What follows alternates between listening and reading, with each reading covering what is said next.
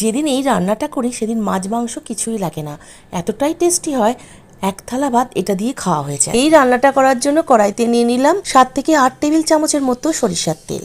এদিকে আমি নিয়েছি 15-20টা বিউলির ডালের বড়ি। আমি বিউলির ডালের বড়ি দিয়ে করছি, তোমরা যে ডালের বড়ি খেতে পছন্দ করো সেই ডালের বড়ি দিয়ে করতে পারো। এখন তেল গরম হয়ে গেছে, বড়িগুলো দিয়ে গ্যাসে ফ্লেম মিডিয়ামে রেখে কন্টিনিউ নাড়াচাড়া করে বড়িগুলো লাল করে ভেজে তুলে নিলাম। এখন একটা মিক্সার জার নিয়ে তাতে 1 চামচ কালো সর্ষে, 1 চামচ সাদা সর্ষে, 2 চামচ পোস্ত, 2 চামচ নারকেল, ঝাল বুঝে কাঁচা লঙ্কা, অল্প একটু লবণ, অল্প একটু চিনি আর জল দিয়ে একদম মিহি পেস্ট করে একটা টিফিন বাটির মধ্যে ঢেলে দিলাম। আর ওই মিক্সার জারটা 1/2 কাপ মতো জল দিয়ে ধুয়ে জলটা মশলার মধ্যে অ্যাড করে দিলাম।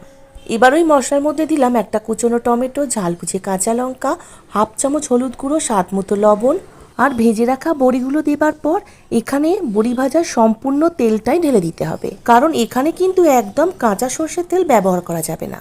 এবার একটু সময় নিয়ে সবকিছু খুব ভালো করে মিশিয়ে নিলাম। এখন ঢাকা দিয়ে স্টিম করে নিচ্ছি। স্টিম করার জন্য কড়াতে অল্প একটু জল নিয়েছি, তাতে স্ট্যান্ড বসিয়ে টিফিন কৌটোটা রেখে ঢাকা দিয়ে মিডিয়াম ফ্লেমে আধ ঘন্টা স্টিম করে নিয়েছি। আধ ঘন্টা পর টিফিন কৌটোটা যখন পুরোপুরি ঠান্ডা হয়ে গেছে তারপর আমি তোমাদের খুলে দেখাচ্ছি। তোমরা যদি পাতলা গ্রেভি পছন্দ করো তাহলে জলের পরিমাণ একটু বেশি দেবে। আমার গ্রেভিটা একটু ঘন হয়ে গেছিল, কিন্তু খেতে হয়েছিল ফাটাফাটি।